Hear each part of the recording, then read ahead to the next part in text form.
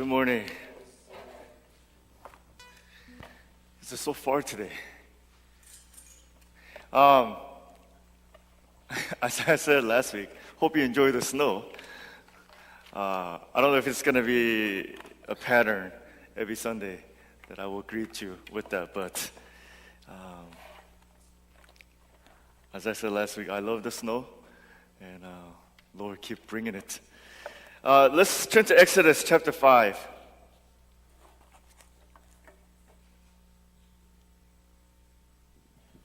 Exodus chapter 5. We're going to look at a few verses in 5, and then we'll skip ahead to chapter 6. Chapter 5, verse 1. After this presentation to Israel's leaders, Moses and Aaron went and spoke to Pharaoh. They told him, "This is what the Lord, the God of Israel, says. Let my people go, so they may hold a festival in my honor in the wilderness." "Is that so?" retorted Pharaoh. "And who is the Lord? Why should I listen to him and let Israel go? I don't know the Lord. I will not let Israel go." But Aaron and Moses persisted. "The God of the Hebrews has met with us," they declared. "So let us take a 3-day journey into the wilderness so we can offer sacrifices to our Lord. If we don't, he will kill us with a plague or with the sword." Skip ahead to chapter 6.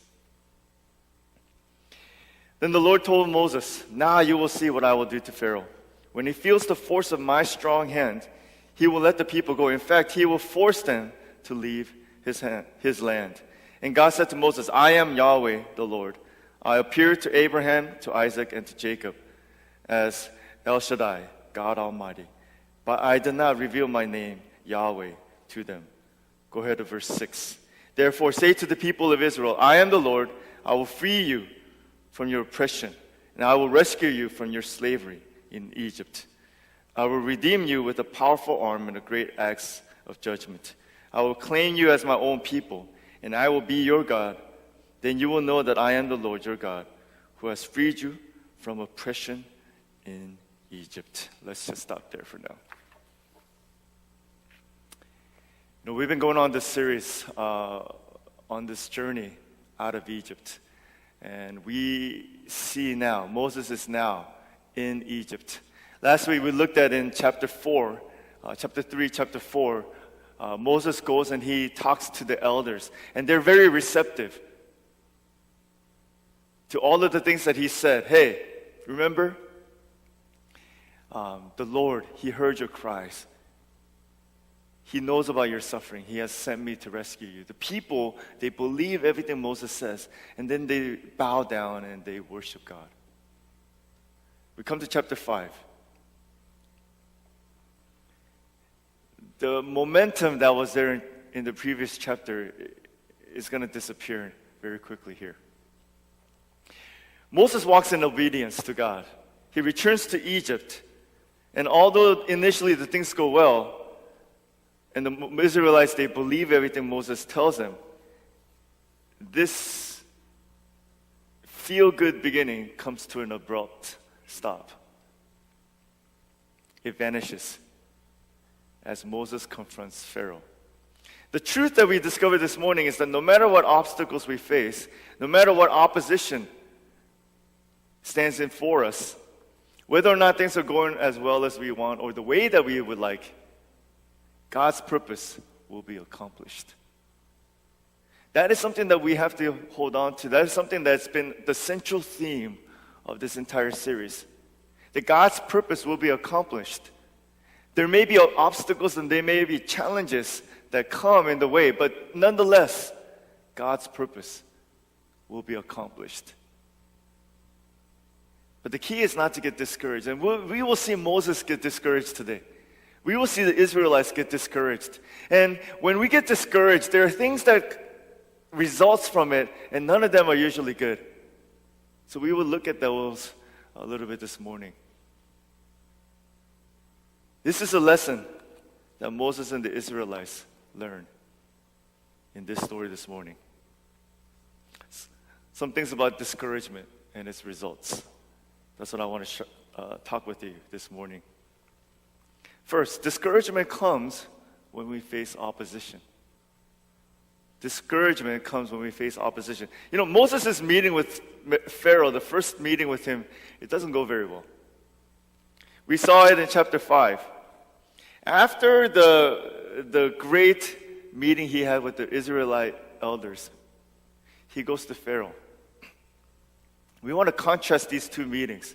The first meeting with the elders, very positive. They believe him, they bow down, and they worship God. Moses is feeling good because he was worried that they would not believe him, remember? But they believed him. So he's like, okay, I got this. And now he goes to Pharaoh. Pharaoh says, I don't know this God. I will not let the Israelites go. That was his response.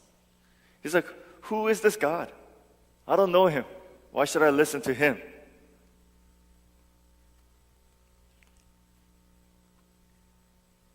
So Moses' first meeting with Pharaoh, it just kind of ends right there. Pharaoh says, why are you distracting the people from working? Go. And Moses is like, wait a minute. I thought God was going to rescue them. Remember that Pharaoh is going to be the man that poses the greatest opposition to Moses and the work that God has sent him to do. He will stand in the way of Moses, not just now, but continuously as we go through the rest of this chapter. This was the moment that Moses dreaded. Remember, he had a couple of fears. One was that the people would not believe him. Second fear was that somehow his speech challenges, as he stood before Pharaoh, he would not be able to communicate as well. So Aaron is there, but still, Moses is dreading this moment to stand before Pharaoh because he thought he was not qualified. So he stands before Pharaoh, and Pharaoh's like, who is this God that I should listen to him? No, I will not let the people go. They need to get back to work.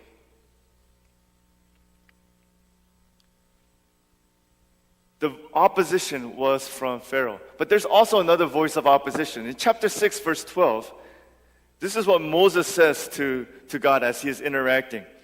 Moses gets dejected, and he goes and he has a conversation with God. And this is what he tells him in chapter 6, verse 12. But Lord, Moses objected, my own people won't listen to me anymore. My own people won't listen to me anymore. The reason he says that is in verse 9. The foreman, there were Egyptian slave drivers who put Israelite slaves as foremen to make sure that the people got the work done. Okay?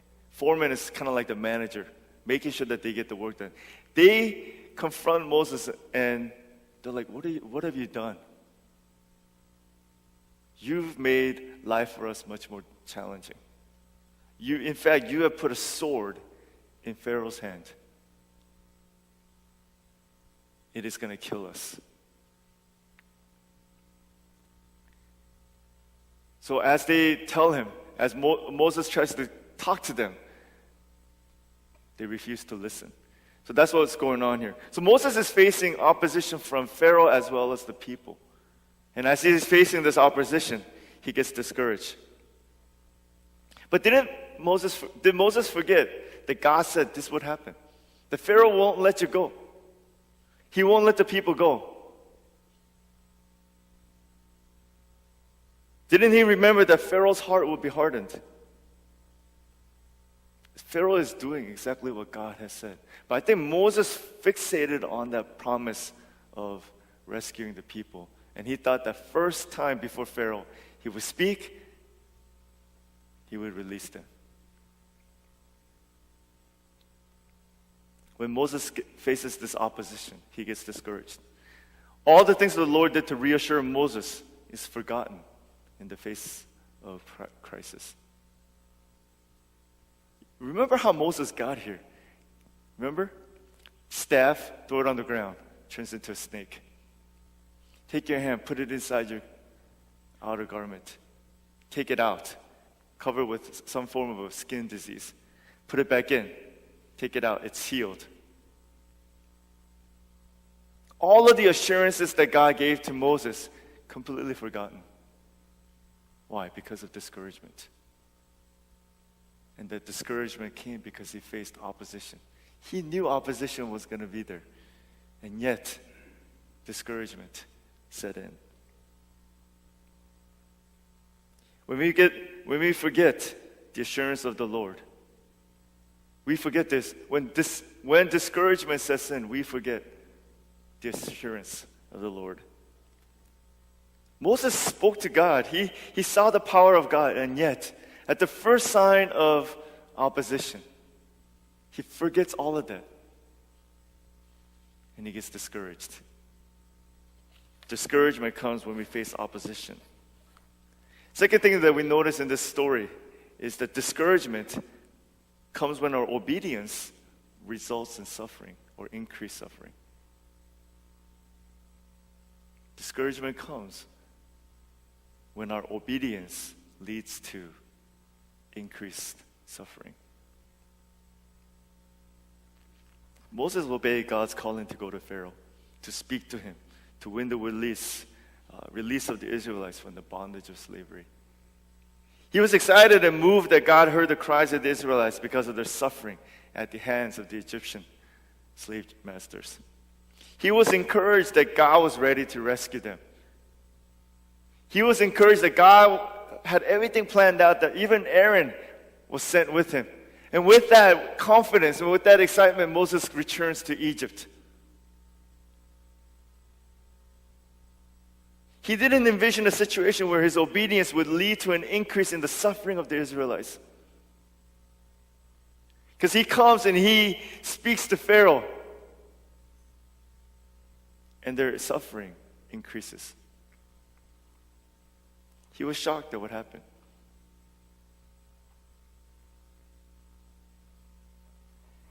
After Moses talks to Pharaoh and leaves his presence in chapter 5, Pharaoh gives these orders. Do not supply any more straw for making bricks. Make the people get it themselves, but still require them to make the same number of bricks as before. Don't reduce the quota. They are lazy. That's why they are crying out, let us go offer sacrifices to our God. Load them down with more work.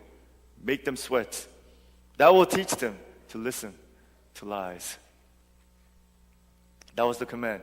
Before, as they were making the bricks, straw, one of the ingredients for making the bricks, was provided to them. Pharaoh says, no more. Let them go and get it themselves. So the labor force that were just concentrated in making the brick now had to be divided, and they had to send people out to go get the straws to come back and do the work. They cannot meet the quota.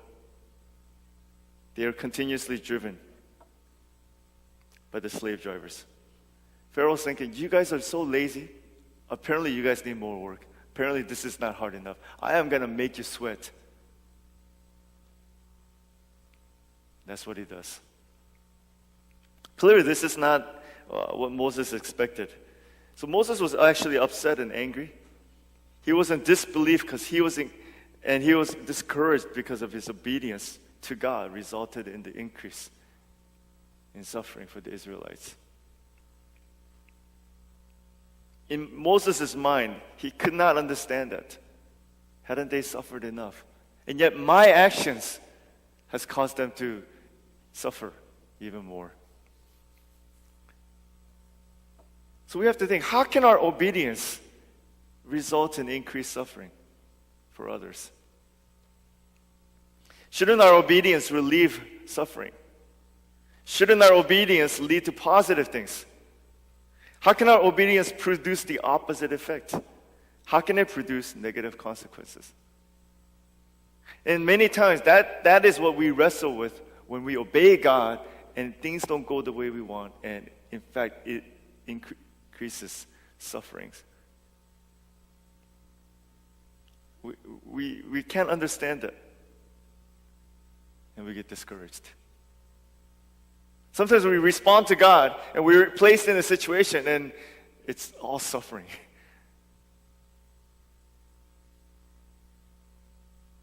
You know, there's that saying, be careful what you wish for. In our life, there's another saying too, in our Christian circles, be careful what you pray for. And sometimes you pray for, I pray for patience. God gives me many opportunities to practice patience. He gave me Timothy and Abby. Be careful what you pray. Sometimes our obedience to God increases suffering. And that brings discouragement. We've seen it time and time again in our lives as well as others. Moses is going through this moment right now. He's saying, God, wait a minute, I obeyed you, and now the Israelites are suffering more. And he gets discouraged. When discouragement sets in, here's the danger, one of the dangers of discouragement. When discouragement sets in, all of our past fears are brought up to the surface. It clouds our judgment. We begin to question God. We question our own involvement. We have regrets, and we are reminded of our weaknesses and failures. And that is what's going on with Moses. Because what does he say in verse 12? Chapter 6, verse 12. He says, Lord, even my own people won't refuse to me. How can I go before Pharaoh? How can I expect Pharaoh to listen? I'm such a clumsy speaker. There is that past coming up again. We thought didn't we see this already in the previous chapter? God kind of worked this out. He said, don't worry about it. I'm going to send you. Don't worry about it. Okay, in fact, I'm going to send Aaron and he will be your spokesperson. And yet, when discouragement sets in, when the fear of the past, when all of these things come, immediately Moses is thinking about his shortcomings. How can Pharaoh listen to me? I know why this is happening. And the reason why Pharaoh is not listening to me is because I'm such a clumsy speaker. How can I go before Pharaoh? See, discouragement has a way of clouding our judgment. Discouragement has a way of causing us to completely forget all the things, all the assurances of God. And we fixate on our shortcomings, we fixate on our weaknesses.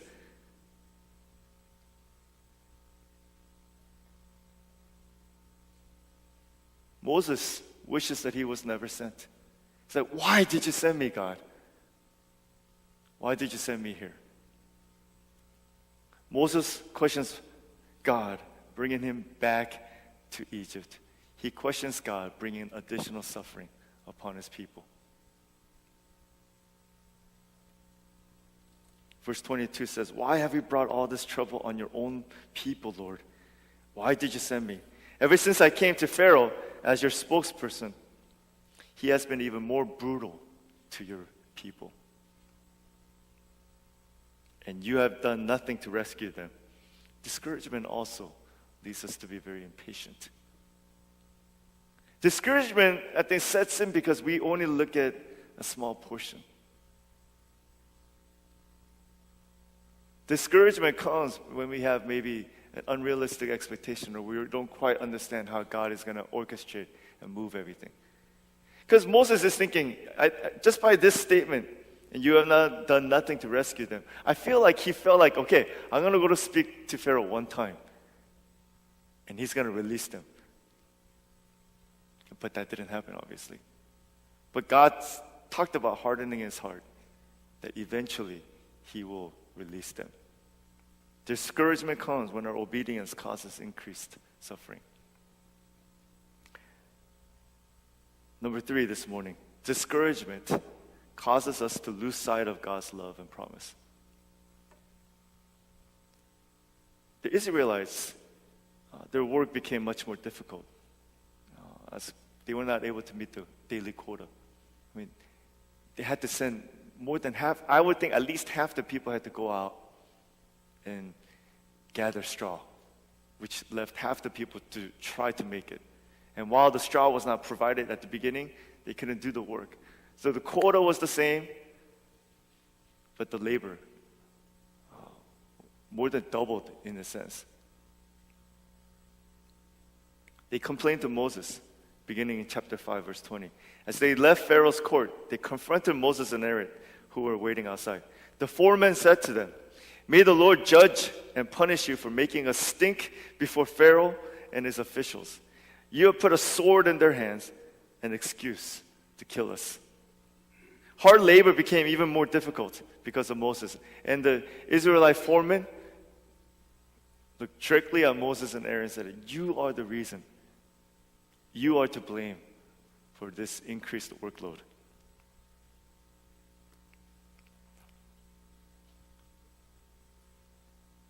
At the beginning, they were all happy that God had heard their suffering, had sent Moses to rescue them. The positive momentum that existed when Moses came and said, "Look, God has heard your cries. God is aware of your suffering, and He has a plan to rescue you. That is why He has sent me." That is gone. The Israelites closed their hearts to Moses. They forgot about the promise that Moses brought from God. Moses, although discouraged, tries to reassure the people to not lose sight of God's promise, but it falls on deaf ears. Chapter 6, verse 9. So Moses told the people of Israel what the Lord has said, but they refused to listen anymore. They had become too discouraged by the brutality of their slavery. They had become too discouraged. The additional work was too much for them to endure. They refused to listen to Moses. Discouragement comes. When discouragement sets in, we lose sight of God's promise. We all been here before. When things don't go the way that we expect, when we are suffering, when we are faced with a situation that just continues to intensify, mounting pressure,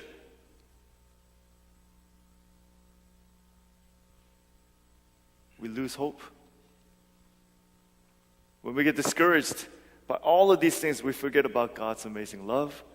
We forget God's promise.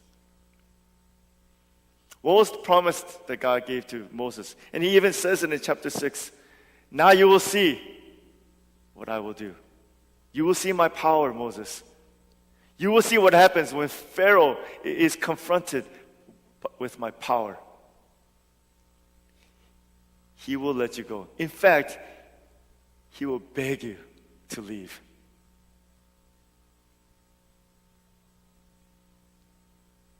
Discouragement. It's amazing that in a short amount of time, in a matter of days, the Israelites received Moses and Aaron with great enthusiasm, and it quickly turns so that they don't even want to listen anymore. They lose hope. Discouragement sets in. Discouragement is a dangerous thing. You see, discouragement is a hope killer. It halts obedience. And it is the driving force that causes many to turn their back on God. Think about all the things. If God asks you to do something and you get discouraged as to certain things, what's the last thing you want to do is obey. Discouragement is the fundamental thing, or the foundational thing, one of the key things that keeps us from walking in obedience. Sometimes it's our past experience. He asks us to do something, we're like, well, last time I listened to you, last time I said yes, things didn't go very well. I'll pass God.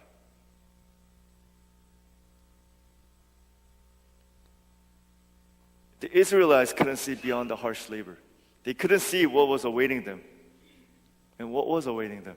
Freedom. Freedom was awaiting them. Yet they could not see beyond the current labor. If they could just endure for a little longer, they would be fine. But the power of discouragement is strong. It kills hope. And it's clearly obvious in chapter 6, Israelites have lost all hope. No, we will not listen anymore. Stop talking to us. You've brought only trouble upon us. Get out of here.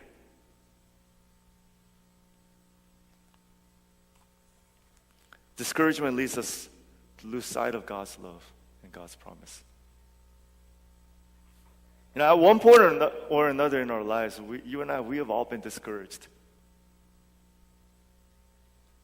Moses forgot that God was not finished yet. This was just the first chapter in his plan to rescue them.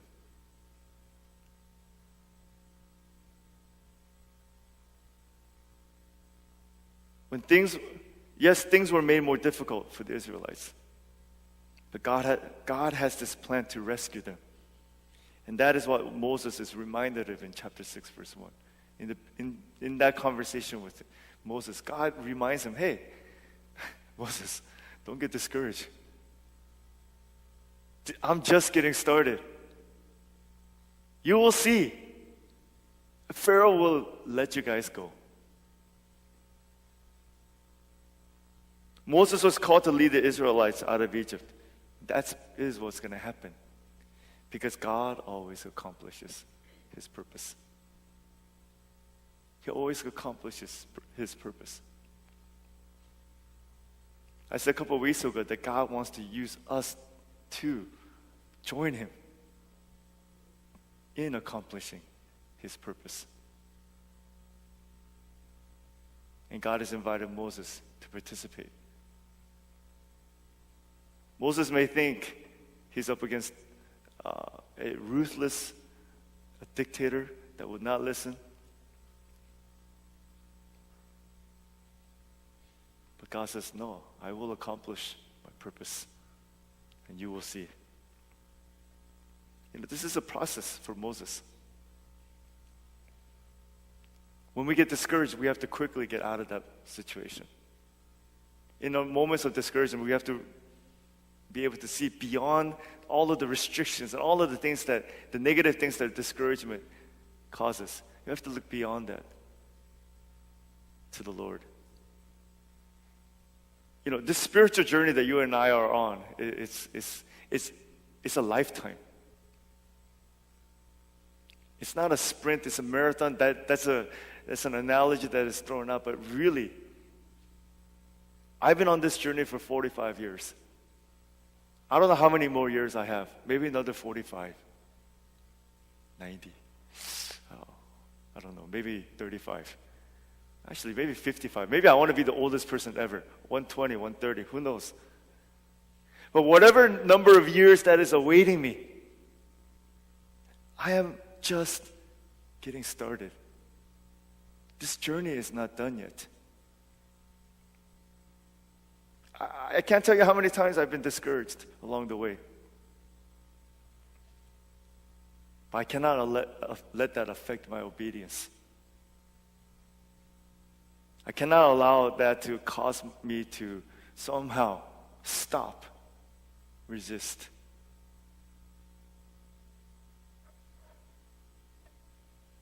I can't let that affect my obedience to God's calling because I know this journey isn't complete yet.